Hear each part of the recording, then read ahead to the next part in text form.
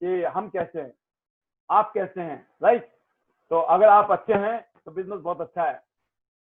तो जैसे कि मैंने आपको बताया कि आप में से बहुत सारे लोगों के अभी वीडियोस मेरे पास आ रहे हैं और बहुत सारे लीडर्स के मैंने वीडियोस, कुछ लीडरों की वीडियोस आपको भेजे भी हैं ग्रुप में, ताकि आपको एक आइडिया मिल जाए कि आपको वीडियो कैसी बनानी है, राइट। उनसे मिलता जुलता तरीके से आप बनाइए, कुछ क्रिएटिविटी कीजिए अपनी, कुछ अपना दिमाग लगाइए, कुछ औरों का दिमाग, कामयाब लोगों का। आपकी वीडियो बहुत अच्छी बनने वाली है। तो बहुत सारे लीडर्स बहुत अच्छी कोशिश कर रहे हैं और वाकई में आपने प्रूव किया है कि you are working in team और यूनिटी में आपको विश्वास है। That's why you are here, right. और साथ में बात करते हैं, आज का एक थीम है हमारे, जो आपने मैसेज भी पढ़ा होगा। आज का थीम है हमारा the pelican principle. The pelican principle क्या चीज है दोस्तों? मैं आपको एक स्टोरी बताना चाहूंगा। अगर इस बिजनेस में अगर आप पेलिकन प्रिंसिपल के ऊपर काम करते हो तो आपको समझ आ जाएगा ये बिजनेस काम कैसे करता है। ये बिजनेस का सिंपल फॉर्मूला है, keep it short and simple, KISS। किस formula? KISS, keep it short and simple so that it can be duplicatable। इसको इतना शॉर्ट और इतना सिंपल रखिए कि हर आदमी को ये लगे यार इस बिजनेस को तो मैं कर सकता हूं। इस बिजनेस को जितना आप टिपिकल बनाओगे, जितना इसको आप ज्यादा टिपिकल बनाओगे, इसका डुप्लीकेशन नहीं होगा। हो सकता है आप बहुत इंटेलिजेंट हैं, आपको ज्यादा इंटेलिजेंट वाली बातें नहीं करनी है, आपको ऐसी बातें करनी है जो हर आदमी ये सोचे यार ये तो मैं भी कर लूंगा, राइट। हमने आप लोगों के लिए प्रेजेंटेशन बनाई है, जो पीपीटी है, आप लोगों के पास आई भी होंगी पहले से, और मैं पीपीटी भेजता रहता हूं लोगों को। तो आपने उस पीपीटी के माध्यम से प्रेजेंटेशन को इजी कर लिया। कोई याद रखने की जरूरत नहीं है, पीपीटी को आगे करते जाइए, दिखाते जाइए, करते जाइए, हो गया प्रेजेंटेशन खत्म। क्योंकि हजारों शब्द एक पिक्चर कहती है। जब आप पिक्चर देखते हो ना, एक एक स्लाइड 1000 वर्ड कहती है, उसमें 1000 शब्द लिखे नहीं जा सकते हैं, लेकिन 1000 शब्द की मीनिंग समझ आ जाती है एक पिक्चर से। तो प्रेजेंटेशन को इस तरीके से साइंटिफिकली बनाया गया है सो दैट हर कोई इसको डुप्लीकेट करे। आप देखते होंगे चीजों को सिंप्लीफाइड करके बताना होता है, और अल्टीमेटली जो बिजनेस में रिजल्ट आते हैं ना, वो स्टोरी, सक्सेस स्टोरी, प्रोडक्ट की सक्सेस स्टोरी, प्रोडक्ट को यूज करने से क्या फायदा हुआ, बिजनेस की सक्सेस स्टोरी, बिजनेस को करने से क्या फायदा हुआ। That's it, simple. इस बिजनेस में इसके अलावा कोई भी रॉकेट साइंस नहीं है। कुछ लोग ऐसे हैं इतने सिस्टमेटिक नहीं है, उनके पास रिजल्ट बहुत अच्छे हैं क्योंकि उन्होंने शॉर्टकट पकड़ लिया। वो मोटा मोटा बताते हैं और फिर वो रिजल्ट बात करते हैं, प्रोडक्ट के रिजल्ट की बात करते हैं, और फिर वो बिजनेस के रिजल्ट की बात करते हैं, और चमत्कार हो जाता है। उनको ज्यादा पूछो ना प्रोडक्ट क्या क्या काम करता है, उनको पता ही नहीं है प्रोडक्ट क्या काम करता है, उनका बिजनेस प्लान क्या है पता ही नहीं है। कईयों को तो ये भी पता नहीं है ये कंपनी कब शुरू हुई थी, कहां से शुरू हुई। कईयों को इस फाउंडर का, मालिक का पता नहीं है, इस कंपनी के जो फाउंडर है उनका नाम भी याद नहीं है, लेकिन वो 50,000, लाख, 1.5 लाख का महीना कमा रहे हैं। सोचो आप, सोचो ऐसा क्यों हो रहा है। और कईयों को सब कुछ याद है, पैसे नहीं आते हमारे को, तो प्यानशी से पैसे नहीं आते, सब याद है। हम तो बड़े मास्टर हैं जी, तभी तो आ नहीं रहे। तो ज्यादा मास्टर हो गए आप, कम मास्टर थे तो आ जाते थे, तो ज्यादा मास्टरी होगी। और पिछले 95 प्रोग्राम में मैं यही मंत्र पढ़ रहा हूं आपके साथ। आप समझ रहे होंगे जितनी भी बातें मैंने अभी तक की हैं, नहीं तो यूट्यूब में जाके देख लेना। कुछ लोग बोलते हैं अरे पाल सर के प्रोग्राम में जाएंगे तो क्या होगा, पाल सर की तो वही बातें हैं। मैंने बोला बस इसीलिए तो कर रहा हूं कि भाई 3 महीने से अभी पक्का नहीं हूं, 3 महीने हो गए, पक्का नहीं हूं मैं। ऐसा लगता है जैसे कि पहली बार कर रहा हूं प्रोग्राम, आपको नहीं लगता ऐसा? वही जोश, वही होश, वही जज्बा, वही पैशन, वही पागलपन। क्यों मैं कहीं लगता हूं पागल आपको? कुछ तो ऐसे देख रहे होंगे ना प्रोग्राम में यार बंदा पता नहीं कहीं मेंटल तो नहीं है ये, जब देखो, है ना, ऐसा लगता होगा ना कईयों को जो मेरे को मिले नहीं है, और जो मुझे मिले होंगे वो बोलते होंगे नहीं यार मेंटल तो नहीं है भाई ये। अगर मैं पिछले साल की बात करता हूं तो एक महीने की इनकम 10 लाख की एवरेज है, ऊपर की बात कर रहा हूं मैं आपको, एवरेज एक महीने की इनकम 10 लाख कैसी होती है?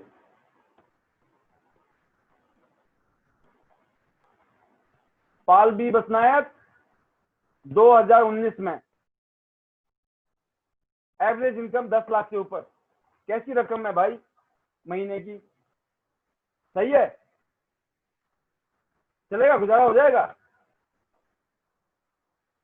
सोचिए ना भाई, मैं तो ऐसे ही हूं, हम सब ऐसे ही हैं। मैंने देखा है कि जो लोग ज्यादा सिंपल होके, मैंने बोला ज्यादा लोगों से मिलें, ज्यादा लोगों से मिलें, ज्यादा लोगों से मिलें। क्या आप ज्यादा लोगों से मिल रहे हैं? बस मैंने बताया जब हमने कैरियर शुरू किया था, हम इतनों से मिले, इतनों से मिले, इतनों से मिले, आज ऐसा लगता है जैसे कल की बात है ये। ऐसा नहीं लगता है 17 साल पहले की, 15 साल, 10 साल, 5 साल, 2 साल पहले, 1 साल पहले। Always charge, always excited. Why? Because मंत्र है, सिंपल मंत्र है, keep it short and simple. The pelican principle मैं आपको बताना चाहता हूं, सुनना। एक बार अमेरिका में एक समुद्र का किनारा, अमेरिका के अंदर, कैलिफोर्निया की बात है ये, कैलिफोर्निया सब जानते हैं, बहुत फेमस जगह है। कैलिफोर्निया के समुद्र के तट में एक बार ऐसा हुआ कि वहां समुद्र के किनारे बोट होती हैं, और उस समुद्र के किनारे बोट के ऊपर बहुत सारे पेलिकन पक्षी, ये पक्षी का नाम है पेलिकन, राइट? तो पेलिकन पक्षी क्या करते थे कि बोट के ऊपर बैठते थे, आराम से वो मछली को देखते थे और जाके मछली को पकड़ के खा के अपना मस्त थे। पेलिकन पक्षी का गुजारा फर्स्ट क्लास चल रहा था। अचानक गवर्नमेंट ऑफ कैलिफोर्निया की गवर्नमेंट ने, वहां की गवर्नमेंट ने किसी एनवायरमेंट प्रॉब्लम की वजह से, किसी एनवायरमेंट चैलेंज की वजह से उन्होंने डिसाइड किया कि हम लोग जितनी भी यहाँ बोट हैं, इन बोट को अभी हम फिलहाल बंद करेंगे कुछ टाइम के लिए। तो उन्होंने कुछ महीनों के लिए जैसे वो बोट बंद की, तो उस समुद्र के किनारे में एक अजीब सी घटना शुरू हो गई। कुछ दिन बाद उन्होंने देखा कि काफी सारे पेलिकन पक्षी मर रहे हैं, काफी सारे पक्षी मर रहे हैं, हर रोज मर रहे हैं। और फिर जब चेक किया कि क्या हो रहा, कोई जहर तो नहीं खा लिया, कोई गलत चीज तो नहीं खा ली, या कोई मार तो नहीं रहा है, क्या प्रॉब्लम क्या है, तो पाया गया जितने भी पेलिकन पक्षी थे वो भूख से मर रहे थे, भूख से मर रहे थे। क्यों? फिर उन्होंने आगे इसके ऊपर R&D किया, जब स्टडी किया तो उनको एक और हैरान करने वाली बात सामने आई कि जो पेलिकन पक्षी थे वो शिकार नहीं कर रहे थे मछली का, पानी में जाके शिकार नहीं कर रहे थे। क्यों? तो फिर उन्होंने पता किया कि पहले क्या था, वहां जब वो बोट खड़ी होती थी तो पेलिकन पक्षी बोट के ऊपर बैठते थे, और बोट के ऊपर बैठने के बाद वो नीचे छलांग मार के पानी से मछली पकड़ के खाते थे। बट जब वो बोट हट गई वहां से, तो मेंटल कंडीशनिंग हो गई हाथी की तरह। जैसे हाथी की हुई ना, ये टूटता तो है नहीं खंबा, कोशिश कर ली, साल 2 साल हो गए तोड़ने की, टूटता तो है नहीं, खुलता तो है नहीं, उखड़ता तो है नहीं खंबा, काय को कोशिश करूं, है ना? कंडीशनिंग ऑफ माइंड हो गया, कोशिश करने का कोई फायदा नहीं है, ये छोटी सी रस्सी से बंधा रहूंगा मैं जिंदगी भर, और इतना बड़ा हाथी हो गया, वो बड़े बड़े पेड़ों को उखाड़ सकता है। लेकिन मेंटल कंडीशनिंग हो गई, कोई फायदा नहीं है कोशिश करने का, टूटता तो है नहीं। सेम मेंटल कंडीशनिंग हो गई उन पेलिकन पक्षियों की, यार अब तो बोट है ही नहीं, अब कैसे कहां जाएंगे, कैसे मछलियां पकड़ेंगे। अनफॉर्चुनेटली भूख से मर गए। जैसे हाथी पूरी जिंदगी गधा मजदूरी करता ना, हाथी गधा थोड़ी, हाथी तो हाथी होता है, गधा गधा होता है। और जिस हाथी को पता होता ना, जो खंबे उखाड़ देता है, वो तो मस्त रहता है, वो किसी गुलामी नहीं करता है, वो तो हाथी है, कितनी ताकत होती है हाथी में, राइट। सेम पेलिकन पक्षी के साथ हुआ, एक के बाद एक मरते चले गए। बहुत बड़ी चैलेंज था ये एनवायरमेंट के लिए। तो इसके ऊपर बहुत बड़ी बड़ी विचारकों को बुलाया गया, थिंक टैंक, इसका सॉल्यूशन क्या हो सकता है। तो उनको पता चला वहां से कुछ 1000 किलोमीटर दूर कुछ ऐसी जगह है जहां पर कोई बोट नहीं है और वहां पर हजारों पेलिकन पक्षी मौज ले रहे। तो क्या किया गया, वहां पर जाल बिछाकर बहुत सारे पेलिकन पक्षी को पकड़ लिया और पकड़ के उन पक्षियों को लेके यहां आ गए जहां पेलिकन मर रहे थे, और वहां पर इनको छोड़ दिया। जब छोड़ दिया तो कोई बात नहीं, पेलिकन को भूख लगी, जैसे वहां खाते थे यहां जाके भी उन्होंने शिकार किया और खा गए, नो प्रॉब्लम। अब जब बच गए थे पेलिकन, उन्होंने देखा यार ये तो अपने भाई हैं, जब ये कर सकते हैं तो मैं क्यों नहीं कर सकती या कर सकता। तो जो पेलिकन मर रहे थे, जो बच गए थे, उनको मोटिवेशन मिला, यार ये भी तो पेलिकन है, हम भी पेलिकन है, जो काम ये कर सकते हैं तो हम क्यों नहीं कर सकते हैं, राइट। उस चक्कर में क्या होता है, जितने बच गए पेलिकन वो बच गए, मरे नहीं। क्यों? उनको मोटिवेशन किससे मिलता है? दूसरे से, अपने जैसों से, राइट। अब इस कोरोना काल में, आज के चैलेंजिंग दौर में, जब बड़े बड़े धंधे ठप हो गए हैं, हम लोगों से मिल नहीं सकते थे, हम सोशल डिस्टेंसिंग हो गई, कोरोना का इतना जरा खौफ हो गया, महीनों 2-2 महीने तक हम घर में बैठे रहे। आज भी लोगों को खौफ है, ठीक है, समझ नहीं आ रहा था क्या करें कैसे करें।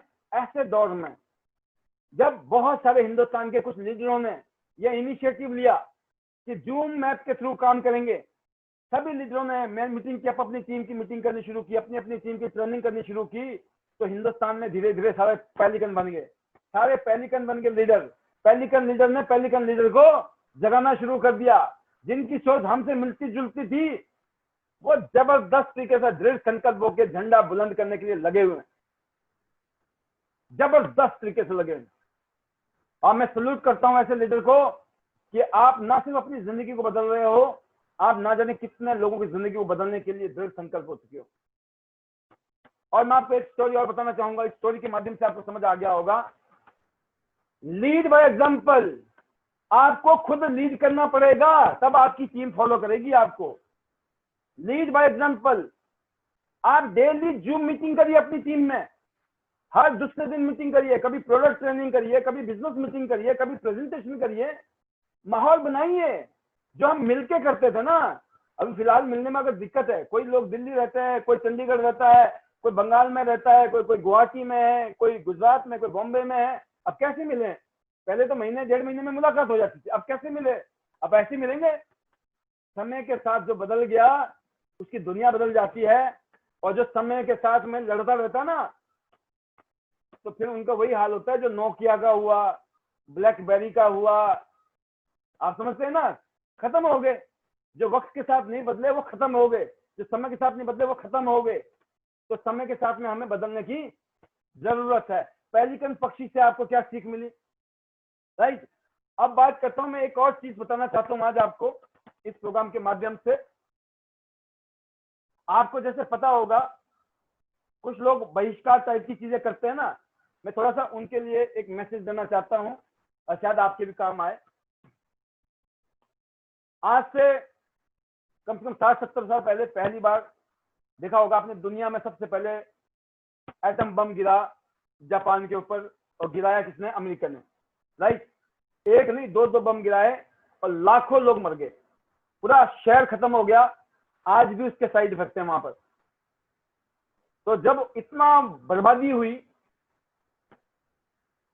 तो वहां के लोगों से पूछा कि भाई तुम तो खत्म हो, अब कहानी, तुम तो फिनिश हो, तुम्हारा कुछ नहीं हो सकता, अब तो गए काम से, तुम नहीं, तुम्हारी आने वाली पीढ़ियां खत्म हो गई। अब पीढ़ी की पीढ़ियां, आज भी बहुतों की पीढ़ियां आज भी ऐसी हैं जो उस का जो जेनेटिक डिफेक्ट आ गया ना, उस जीन के डिफेक्ट ऐसा है, आज भी वहां पे लोग ऐसे पैदा होते हैं जिनको बहुत सारी कॉम्प्लिकेशन है because of that radiation. Because genes तक में उसका असर चला गया। तो दोस्तों, तो बहुतों ने कहा कि जापान बर्बाद हो गया, खत्म हो गया, जापान का कुछ नहीं हो सकता है। बट नागासाकी और हिरोशिमा के लोगों ने ये बोला, कहते हम एक और नया नागासाकी, कहते जो होना था तो हो गया, लेकिन जब अब बनाएंगे ना हम, वो ऐसा शहर होगा ना कि आने वाली पीढ़ी पहचान नहीं पाएगी ये वही शहर है क्या जो बर्बाद हो गया था। अगर आज आप हिरोशिमा और नागासाकी में जाएंगे ना, आप पहचान नहीं सकते हैं ये वही शहर है जिसको एटम बम ने बर्बाद कर दिया था। That is the power, that is the spirit of Japanese. आप समझ सकते हैं जापान के लोगों की स्पिरिट क्या है। जापान ने कईयों सदी, कईयों दशकों तक second advance country in the world, America के बाद दूसरा नंबर था एडवांस कंट्री में, और इकोनॉमिक पावर में भी जापान सेकंड नंबर पे था कईयों दशक तक। क्यों, वाई? मैं आपको एक चीज सिखाना चाहता हूं, बताना चाहूंगा। जब वर्ल्ड वॉर सेकंड खत्म हुआ, उसके कुछ साल तक तो असर होता ही है जैसे आप जानते भी हैं, लेकिन फिर भी वहां के जो बड़े बुजुर्ग थे, जो वहां के थिंक टैंक थे, जो बड़े बुजुर्ग थे, उनके पास दो ऑप्शन थे। पूरी दुनिया में अमेरिका का बोलबाला था, अमेरिका सुपर पावर थी, तब भी शक्तिशाली था, एडवांस कंट्री था। तो दो चॉइस थी उनके पास में, या तो उस एडवांस कंट्री की बुराइयां करते रहो, उसको रिजेक्ट करते रहो, उसका बहिष्कार करते रहो, अमेरिका का सामान हम यूज नहीं करेंगे, अमेरिका की टेक्नोलॉजी यूज नहीं करेंगे, अमेरिका का कोई हेल्प नहीं लेंगे हम। या तो जापानीज लोग ये करते, या फिर दूसरा ऑप्शन उनके पास ये था कि अपने पास कुछ है नहीं इतना ज्यादा, तो जब तक नहीं है ना, जब तक अमेरिका की टेक्नोलॉजी को यूज करेंगे, जब तक अमेरिका के सामान को यूज करेंगे, और उन सामान से हम जापान को इतना स्ट्रॉन्ग कर देंगे ना कि आने वाले टाइम में कम से कम पहला नहीं तो दूसरा सुपर पावर तो हम ही बनेंगे। ये जापानीज ने सोचा। आप सोचिए कि जापान के लोगों ने कौन सा स्टेप उठाया, बहिष्कार करो। उन्होंने बोला अमेरिका से कोई भी सामान आएगा उसमें जैसे लिखा होता ना मेड इन यूएसए, नॉर्मली तो मेड इन यूएसए लिखा होता है हर प्रोडक्ट के आगे, कोई भी सामान में लिखा होता है made in India, made in USA. उन्होंने बोला जितने भी सामान आएंगे ना अमेरिका से, उसमें मेड इन यूएसए जो है वो बड़ा कर दो, बड़ा। हम पता क्या करते हैं, अरे छुपा दो पता ना चल जाए, ऐसा होता है ना, छुपा देंगे तो सही रहेगा, कोई पता ना। सच को छुप सकता है क्या? सच को नहीं छुपा सकते आप, जैसे सूरज को नहीं छुपा सकते हो, सच को भी नहीं छुपा सकते हो। तो क्यों ना सच को और बड़ा कर दिया जाए। उन्होंने बोला कि मेड इन यूएसए को डब्बे में बड़ा लिखो, बड़ा, बड़े बड़े। जब मेड इन यूएसए लिखा होता था तो वहां के लोग यूज करते थे। उन्होंने सारी टेक्नोलॉजी यूज की, जापान अमेरिका की, सारे रिसोर्सेज, सारे प्रोडक्ट यूज किए, और धीरे धीरे अपने आप को इतना स्ट्रॉन्ग कर दिया, इतना शक्तिशाली कर दिया। उसके बाद made in Japan, made in Japan मतलब जहां मेड इन जापान लिखा हुआ है तो लोग प्राउड फील करते थे क्योंकि जापान का आइटम है, बढ़िया होगा। ऐसा होता है कि नहीं होता है? लेकिन जब वो इतने पावरफुल नहीं थे तो वो चाहते, वो अपोज करते तो शायद आज भी वो मछुआरे का देश होता, आज भी वहां मछलियां पकड़ी जाती है और मछलियां खाते और खिलाते हो। आप समझ रहे हैं? तो दोस्तों हमें समझना है, हमें चीजों को मजबूत करना है, बढ़िया करना है, सीखना है। इतिहास है, मैंने बताया था 1000 साल का इतिहास देखिए पीछे, पास्ट में 1000 साल में किन्होंने ग्रोथ की है, कौन आगे बढ़े। और आज दुनिया में जो टॉप पे चल रहे हैं, जो कामयाब लोग हैं, कामयाब कंपनी है, कामयाब बिजनेस है, कामयाब संस्कृति है, सभ्यता है, कामयाब लोग हैं, वही लोग हैं जिन्होंने वक्त के साथ चले हैं। तो मैं इतना से कहना चाहूंगा कि आज वसुधैव कुटुंबकम ग्लोबल विलेज बन चुका है, राइट। इसलिए आज से 5 साल बाद भी, 8 साल 10 साल बाद भी आप देखेंगे सब प्रोग्राम इससे बढ़िया हो रहा होगा, क्योंकि समझदार को इशारा काफी है। आज से 5 साल बाद इससे बढ़िया हो रहा होगा, 10 साल और भी अच्छा होगा। अगर आपको नहीं मालूम तो मैं आपको एक चीज बताना चाहूंगा, डायरेक्ट सेलिंग इस समय नंबर 1 पर पूरी दुनिया में चाइना में है। अमेरिका की जो नंबर 1 कंपनी है उसकी सबसे ज्यादा बिजनेस आज चाइना में होता है। और जबकि आप न्यूज में देखते होंगे चाइना अमेरिका ये वो होता है कि नहीं होता है, लेकिन सबसे बड़ा बिजनेस जो है अमेरिका की कंपनी है, चाइना में बिजनेस है सबसे ज्यादा है। और डायरेक्ट सेलिंग का जो सबसे ज्यादा बिजनेस सिस्टम दुनिया में धरती के ऊपर उधर ही है।